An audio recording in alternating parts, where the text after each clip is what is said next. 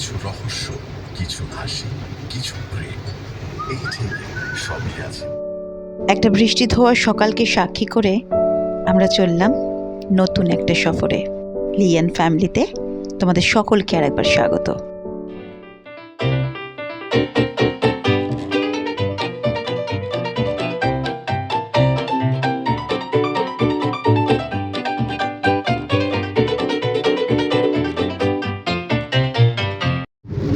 এখন বাজে সকাল 6:30। আমাদের আরও একটু তাড়াতাড়ি বেরোনোর প্ল্যান ছিল, কিন্তু দেখতেই পাচ্ছ চারিদিকে বৃষ্টির ওয়েদার। আজকের পথ চলা অনেকটাই দীর্ঘ। পথের সব অভিজ্ঞতা তোমাদের সাথে ভাগ করতে থাকবো, সাথে থাকো। আমরা আজ চলেছি কলকাতা থেকে বেনারসের উদ্দেশ্যে। এতখানি রাস্তা পাড়ি দেবার অভিজ্ঞতা আমাদের আগে নেই। তোমরা যারা কলকাতা থেকে বেনারস গাড়ি নিয়ে যেতে চাও তাদের জন্য আমার অভিজ্ঞতা আমাদের সাথে ভাগ করার উদ্দেশ্যেই আজকের এই ব্লগ। আমরা যেদিন সকালে রওনা দিলাম, চারিদিকটা বেশ দুর্যোগপূর্ণই ছিল। শুধু প্রাকৃতিক কারণে নয়, আমরা বেশ যানজটের মধ্যেও পড়েছিলাম। দিল্লি রোডের মুখটাতে আমরা এসে জ্যামে পড়ি, যেখানে ফ্লাইওভারের ডাইভারশনের কাজ চলছে। জ্যামে আটকে পড়ে আমরা ভাবলাম একটুখানি বৃষ্টির মধ্যে চাটাই না হয় উপভোগ করি। এই যে দেখছো যেটাতে চা বানাচ্ছি, সেটা আমরা এবারে নিয়েছি। এটা গাড়িতে ব্যবহার করার জন্য একটা ইলেকট্রিক কেটল। আমি এটার লিংক ডেসক্রিপশনে দিয়ে দেবো, তোমরা যদি কেউ চাও এরকম একটা নিয়ে নিতে পারো। কারণ অনেক দূরের রাস্তা যখন পাড়ি দেওয়া হয় তখন সাথে কিছুক্ষণ অন্তর অন্তর নিজেরা যখন ড্রাইভ করা হয় বিশেষ করে, তখন একটু চা হলে মন্দ হয় না। আমরা নিবেদিতা সেতু হয়ে দুর্গাপুর এক্সপ্রেস ওয়ে ধরে চলেছি সামনের দিকে। সকাল 10টা নাগাদ আমরা পৌঁছে গেছি বর্ধমানে। বর্ধমান ছাড়ালাম জাস্ট, তো রাস্তার এখানে দাঁড়িয়েছি ব্রেকফাস্ট করব বলে। ব্রেকফাস্ট সাথেই নিয়ে এসেছি। ব্রেকফাস্টে ছিল নুডলস, যেটা মোটামুটি আমাদের তিনজনেরই বেশ পছন্দের। সামনের দিকে যতই আমরা এগিয়ে চললাম, বৃষ্টিও আমাদের সাথে সাথে সঙ্গী এবারের সফরের। রাস্তার অভিজ্ঞতা এখন অবধি মোটামুটি ভালোই, কোথাও কোনো খানাখন্দ বা সেরকম কিছু এখন অবধি আমরা দেখিনি। মোটামুটি স্মুথ রাস্তা।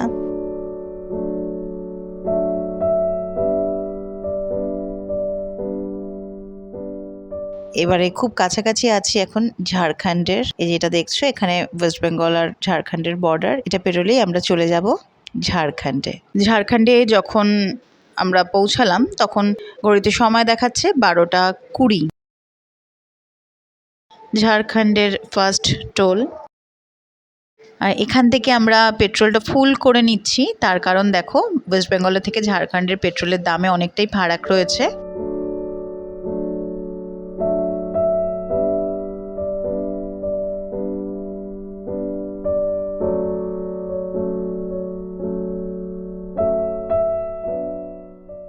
এদিকে বৃষ্টির প্রকোপটা খানিকটা কম, কিন্তু আকাশ মেঘের ভারে বেশ গম্ভীর। দূরে দেখা যাচ্ছে পরেশনাথ পাহাড়। বৃষ্টির কারণে গরমটা কিন্তু একেবারেই নেই। ছোট ছোট পাহাড় আর টিলায় মোড়া ঝাড়খণ্ড কিন্তু আমাদেরকে বেশ মুগ্ধ করেছে। আমাদের কিন্তু আজকের জন্য কোথাও বুকিং করা নেই বা কোথায় থাকবো সেরকমও কোনো পরিকল্পনা নেই। সন্ধে 6:30 7টা বেজে গেলে আমরা তখন ডিসিশন নেব যে আমরা কোথায় এবারে থামবো।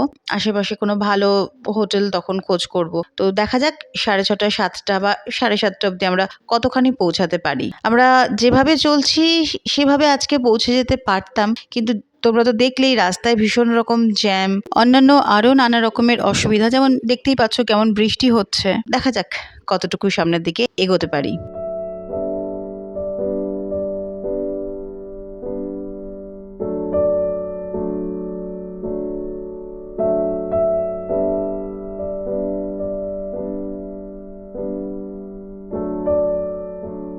সময় এখন দুপুর 2টো। আমরা এখানে দাঁড়িয়েছি, গাড়িটাকে একটুখানি রেস্ট দেবো এবং আমরাও লাঞ্চটা সেরে নেব। লাঞ্চে ছিল ফ্রাইড রাইস আর পনির, আর গুনগুনার শানের জন্য একটু চিকেনও ছিল। আমরা এখন আছি বিহারের কাছাকাছি। বিহারের কিছু অংশে রাস্তা কিন্তু বেশ খারাপ, দেখতেই পাচ্ছ। সময় বিকেল 4টে, কিন্তু রাস্তার অবস্থাটা এখানে কিন্তু বেশ বেহাল। একই রাস্তা খারাপ, তার মধ্যে বৃষ্টি হওয়াতে চারিপাশের অবস্থা একেবারে নারকীয় ছিল। এখান থেকে বেশ অনেকখানি রাস্তা এরকম।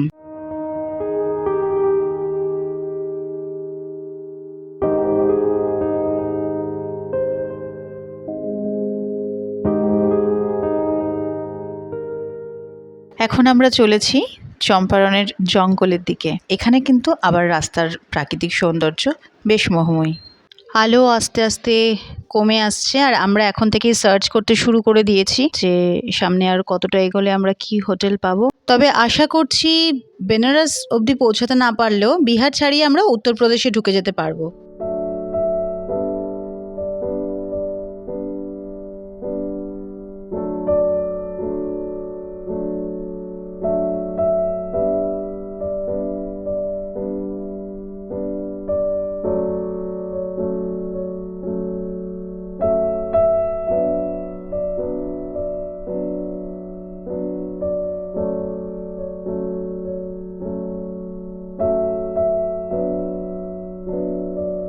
সোন নদীটা পেরোচ্ছি, আমরা ইউপির বর্ডারের কাছাকাছি চলে এসেছি। সময় এখন সন্ধ্যা 7টা।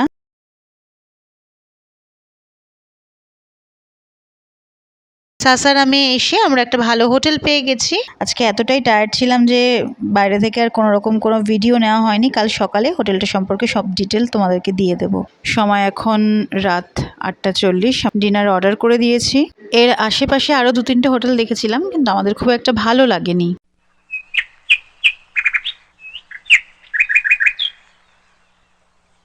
আমাদের আজকে টার্গেটই ছিল যে ভোরবেলায় 6টা থেকে 6:30টার মধ্যে বেরিয়ে পড়বো। এখন বাজে সকাল 6:20। আমরা বেরিয়ে পড়েছি। ওদেরকে রাতের বেলায় বলে রেখেছিলাম যে আমরা খুব সকাল সকাল বেরিয়ে যাব, তো ওরা ব্রেকফাস্টটা রেডি রেখেছিল, সঙ্গে সেটা দিয়ে দিয়েছে। চলো এবার হোটেলটা সম্পর্কে একটুখানি ডিটেলসে বলি। এই যে দেখছো এখানে রিসেপশন, আর একদম রাস্তার ধারেই এই হোটেলটা। তবে তোমাদেরকে লেনটা চেঞ্জ করে অপোজিটে আসতে হবে। বাইরে গাড়ি রেখে নিশ্চিন্তে থাকতে পারো, তার কারণ সারা রাত সিকিউরিটি গার্ড থাকেন এখানে। Samriddhi hotel and resort Google search করলেও তোমরা এটা পেয়ে যাবে।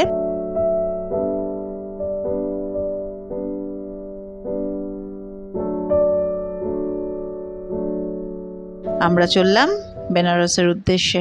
ম্যাপ বলছে এখান থেকে বেনারস পৌঁছাতে সময় লাগবে 1 ঘন্টা 50 মিনিট মতন। তো চলো এগোনো যাক সামনের দিকে।